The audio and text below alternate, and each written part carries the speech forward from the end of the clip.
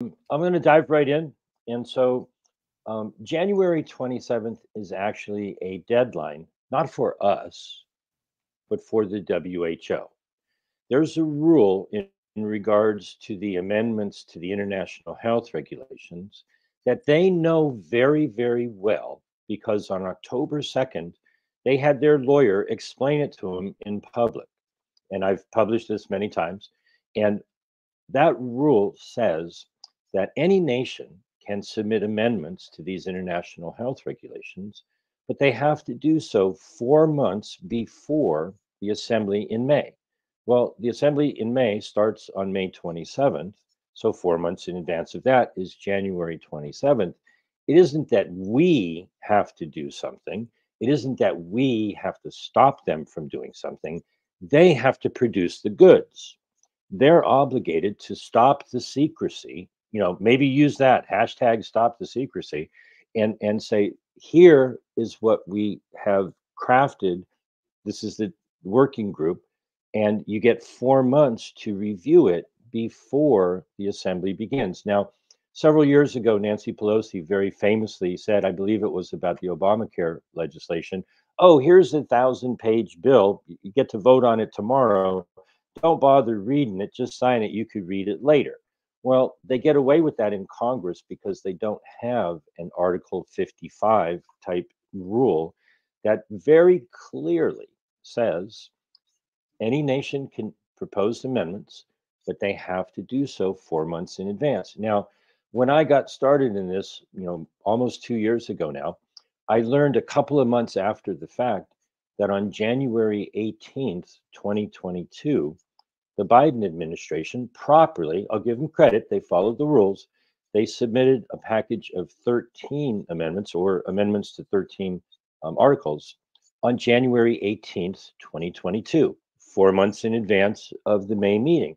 Well, what happened basically was the nations got a chance to look at it.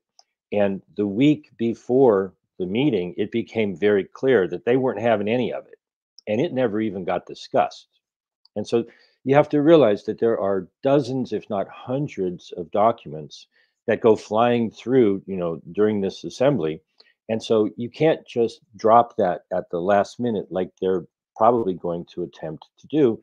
The delegates are supposed to be given a 4 month period to consider all of these many different issues that they're going to vote upon because the World Health Assembly is supposed to be the governing body of the WHO.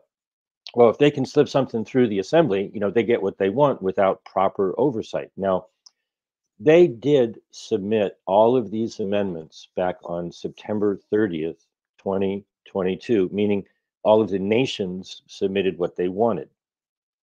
They kept it secret until December of 2022. I've been reporting on it, ad infinitum. And in January, a year ago, I published stopthewho.com. And I actually made an hour and a half movie. You can watch it and you can read the article. It's been translated into, I think, like 18 different languages. And all of the information that anybody might ever want is on stopthewho.com, except the information that we really want, which is, well, hey, wait a minute. For this entire year, they've been negotiating in secret, and they have never published a revised version, a second draft, a working, nothing. Okay. Now, we know that they have interim documents because in their meetings, few people let it slip out. And they said, oh, are we going to submit, the version that we got during the summer? And I'm like, version that you got during the summer? I didn't see anybody publish that. Okay. And so the issue is in October, their co chairperson said very clearly, you know, um, we're trying to get 196 nations together on these 300 amendments. We're not going to meet our deadline. And that should have been like worldwide news. Hey, not going to happen this year.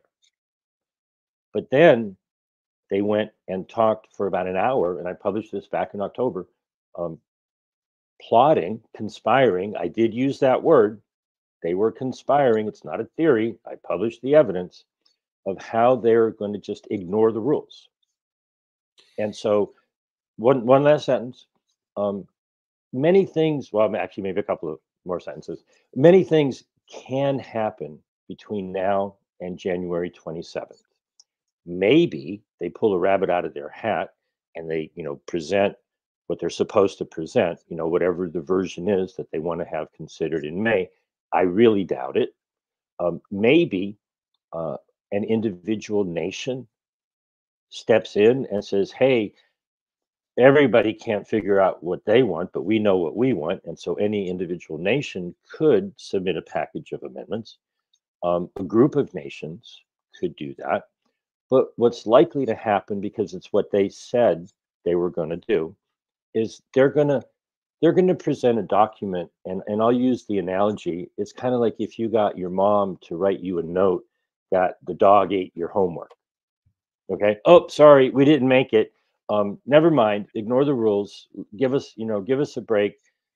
No. The only thing that people need to do right now is spread this information, take this video and raise everyone's awareness. It's not a deadline for us. It's not a deadline where we have to try to stop something. They're having their own train wreck, and we just need to watch whether they're honorable people, because if they were honorable back in October, they would have said, or they would have put out a press release, had a press conference and said, sorry, we tried. We're just not going to meet the deadline. We'll give you a status update. We'll give you a progress report, but we're going to have to come back in 2025. That's what they coulda, shoulda, woulda done. But what they're likely to do, because this is what they said they were going to do, is pull a Nancy Pelosi kind of deal. They have a meeting scheduled for February, a meeting scheduled for April. They want to ignore the rule of that 4-month notice, keep negotiating right up to the last minute, and then drop a surprise bomb into the assembly and just go, oh, vote for it, and boom, done. And that is just absolutely not acceptable.